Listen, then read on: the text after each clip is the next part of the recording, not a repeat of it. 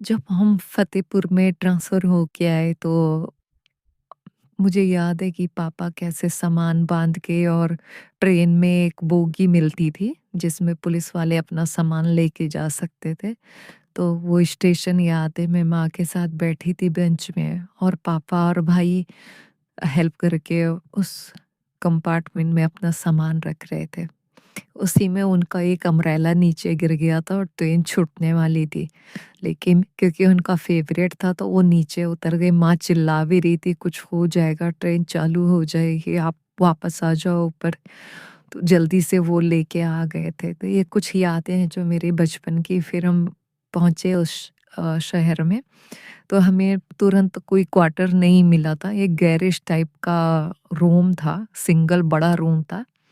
वहाँ पे हमें कुछ दिन के लिए रहने के लिए दिया गया। तो वो पास में ही था जब पापा वहाँ पे जॉब के लिए जाते थे, तो वहाँ पे हमारा एडमिशन करा दिया गया। फ़तेहपुर में अब्बू नगर करके एक जगह है, वहाँ पे। तो वहाँ पे भी मेरी एक श्यामा करके दोस्त बनी थी। तो हम लोग भाई का अलग था क्योंकि उनका वो बॉयज़ का नहीं था समथिंग, वो उतना मुझे याद नहीं है उसके स्कूल का नाम। तो वहाँ पे मेरी एक श्यामा करके दोस्त बनी थी और मीना, उषा, ये सब हम जाने लगे। तो वो एक दिन ना, क्योंकि पापा बजरंगबली की हमेशा मतलब पूजा करना और व्रत रखना, तो एक दिन मैंने देखा वो अपने कंधे पे एक मंकी मतलब बैठा घर में लेके आए। तो मुझे भी वो उनको मूंगफली खिला रहे थे, तो मुझे भी ऐसा लगा मैं भी दूं। तो मैं ऐसे डरते-डरते हाथ में लेके पास में जा रही थी, तो उसने जंप करके ना मेरा बाल ज़ोर से पकड़ लिया, मैं डर गई। फिर पापा ने कैसे छुड़ाया, तो मैंने कहा भई आज के बाद मैं इनको नहीं खिलाऊँगी। तब से मैं बहुत डरती हूँ मंकी से। फिर हमें 1 महीना हम वहाँ पे थे कमरे में, फिर हमें क्वार्टर अलॉट हो गया था, तो हम वहाँ शिफ्ट हो गए। तो एक दिन क्या हुआ कि मैं स्कूल से आई, भाई नहीं गया था, तो मैं जब घर आई ना, तो उस दिन जल्दी आ गई थी क्योंकि मेरे पेट में दर्द हो रहा था, तो लंच टाइम था। घर में आई तो देखा माँ रो रही है।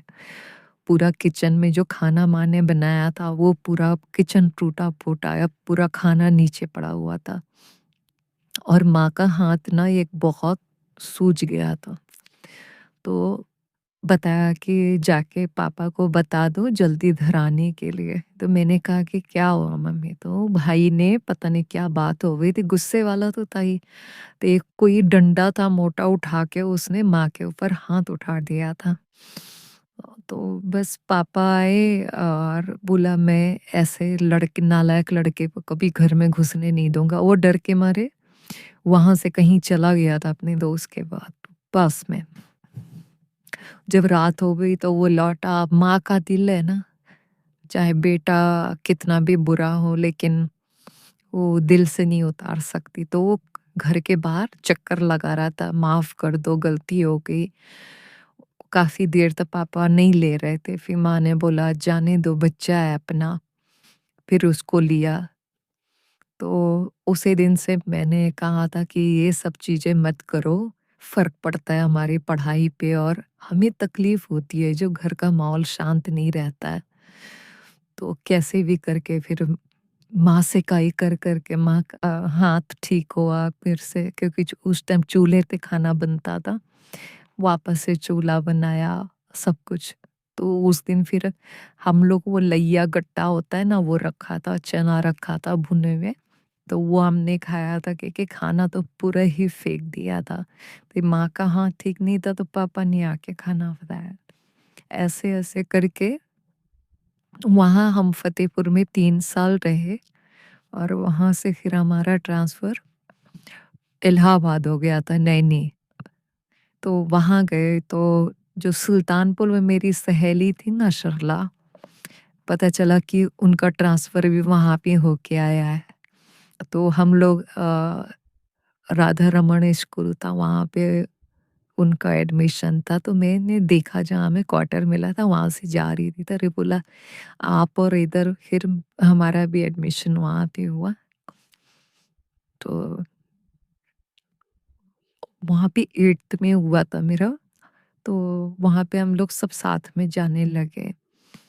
तो क्या हुआ वहाँ पे रहते हुए पापा का ऐसे 2 साल में कि समथिंग 1.5 साल में उनका ट्रांसफ़र हमीरपुर कहीं पे हो गया था। तो उन्होंने बोला बच्चों की पढ़ाई में फ़र्क पड़ता है, तो तुम लोग यहीं पे रहो, क्वार्टर तो मिला हुआ है, मैं वहाँ पे चला जाता हूँ, जल्दी ट्रांसफ़र कराने की कोशिश करूँगा।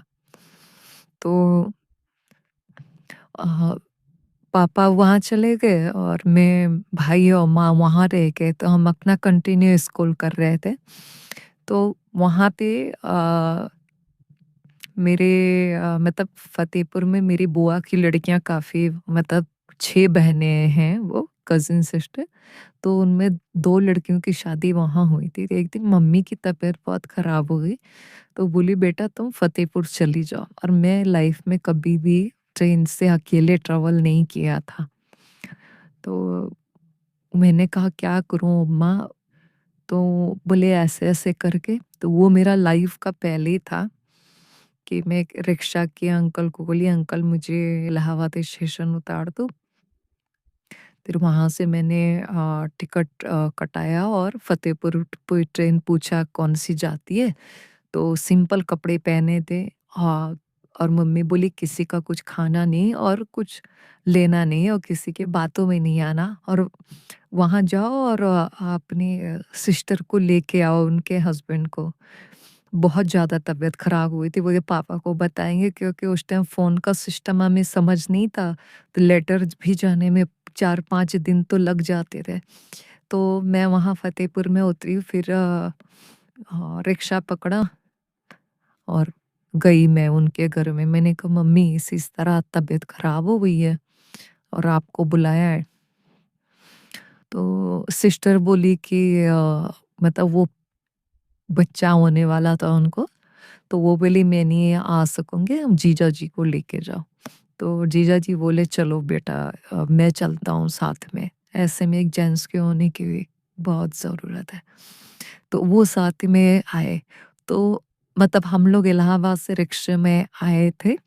तो वहाँ क्या हुआ कि मतलब अभी मैं और मेरा भाई और मेरी मम्मी रहते थे ना, तो उनको पता नहीं क्या लगा समथिंग, हम लोग आँगन में आके बैठ के बात कर रहे थे, दरवाज़ा खटखटाया कुछ लोगों ने, वहीं जेल लाइन के थे। तो उन्होंने ना मेरे जीजा जी को पकड़ के मारना चालू किया, और कोई दीवार पे चढ़ रहा है, वहाँ अड़ोस-पड़ोस के लोग ठाकुर साहब कहाँ हैं और ये कौन है? सबूत दो। अब और मेरा भाई मतलब 5 मिनट में मेरा भाई आ गया था। तो वो जानता था मतलब कि ये दीदी के हस्बैंड हैं। तो लेकिन जीजा जी को बहुत मारा था सिपाहियों ने। तो बाद में माँ ने बोला कि ठाकुर साहब को आ जाने दीजिए, हम आपकी कंप्लेन करेंगे, आप ऐसे किसी के रिश्तेदार को वो नहीं कर सकते। लेकिन आज मुझे ये समझ में आता है कि जब बड़ा जो गार्जियन होता है वो ना हो ना, तो माँ बेटी और बच्चे को परेशान करने के लिए अपने ही लाइन के लोग, एक ही डिपार्टमेंट के लोग, किस तरह की उनकी नीयत होती है, किस तरह उनकी सोच होती है। मतलब मेरी माँ किसी से बात नहीं करना, हम किसी से बात नहीं करते थे क्योंकि हमारे पापा साथ में नहीं थे, तो हमको ऐसे रहना था कि किसी को शिकायत का मौका ना मिले। तो बाद में फिर जब सुबह हुई तो मैंने एक मम्मी बोली कि जाके एक कंप्लेन लेटर दे आओ डिपार्टमेंट में। तो मुझे उतना शुद्ध हिंदी भी प्रॉपर नहीं आता था, जैसे-तैसे मैंने लेटर लिखा और जाके वहाँ पे दे आई और पापा को एक लेटर लिखा कि आप आ जाओ। तो कुछ दिन बाद पापा आए, तो प्लानिंग ये बनी कि जब इस तरह की बात हुई है तो हम यहाँ नहीं रहेंगे। फिर क्योंकि हमारा होम टाउन बुंदेलखंड में था अलग, तो बस सामान पैक किया गया, हमारा वहाँ से नाम कटाया गया और हम चले गए वहाँ पे दूसरी अपने होम टाउन में। क्योंकि अपना शहर अपना ही होता है, वहाँ से बुआ का घर 2-3 घंटे के डिस्टेंस पे था। दादी का घर था, सब। तो बाकी का फिर मैंने वहाँ पे उस शहर में जाके फिर 9th में अपना एडमिशन लिया।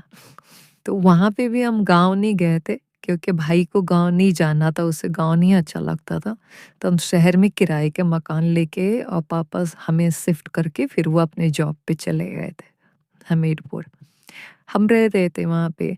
तो जिनके यहाँ हमने घर लिया था ना, वो कोई तिवारी जी थे, उनका घर था। तो उनके एक घर का एक कोना था, वहाँ से एक ओपन एरिया था जहाँ बाजू में मंदिर था। तो वहाँ मंदिर में कोई ठाकुर अंकल आते थे पूजा करने के लिए। तो वो जो एरिया था ना, बाद में वो जिनके यहाँ हम रेंट पे रहे थे, उन्होंने बताया कि ये जो मंदिर का रूम है ना, ये हमारा ही है, लेकिन इन्होंने कब्जा करके रखा हुआ है। तो अब वहाँ पे काफ़ी लोग रेंट पे रहते थे, एक-एक कमरा सबको मिला था, ओपन वॉशरूम वगैरह होते थे। तो एक दिन वहाँ पे पानी नहीं आया था, तो जो मंदिर का एरिया है वहाँ पे वो हैंडपंप था। तो मम्मी ने उनको बोला कि ठाकुर साहब 2 बाल्टी पानी मिलेगा क्या पीने के लिए? तो बोला हाँ, हाँ, आप ले सकते हो।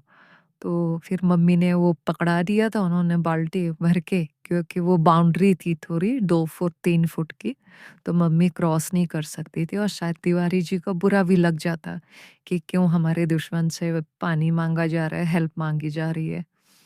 तो ऐसे-ऐसे करके तो फिर 1-2 बाल्टी मैंने भी, तो मुझे गुड़िया करके बुलाते थे, बोलते बेटा आप ही ले लो ये, मैं बाल्टी उधर लटका देता हूँ। ऐसे। तो फिर मैंने देखा कि ये जब भी वो पूजा करने आते तो अच्छा गुड़िया तुम कौन से क्लास में पढ़ती हो? क्या क्या क्या पसंद है? और भगवान को मानती हो? तुम तो जल चढ़ाने शंकर जी को आया करो, पापा कहाँ पे हैं? ऐसे-ऐसे करके। तो समथिंग मेरी माँ ने पता नहीं कोई एक बात ऑब्ज़र्व करी थी। तो उसने पापा को बोला कि बच्ची अभी बड़ी हो रही है, इसको यहाँ पे रहना ठीक नहीं है। हमें घर गाँव पे शिफ्ट कर दो, हमें यहाँ नहीं रहना है।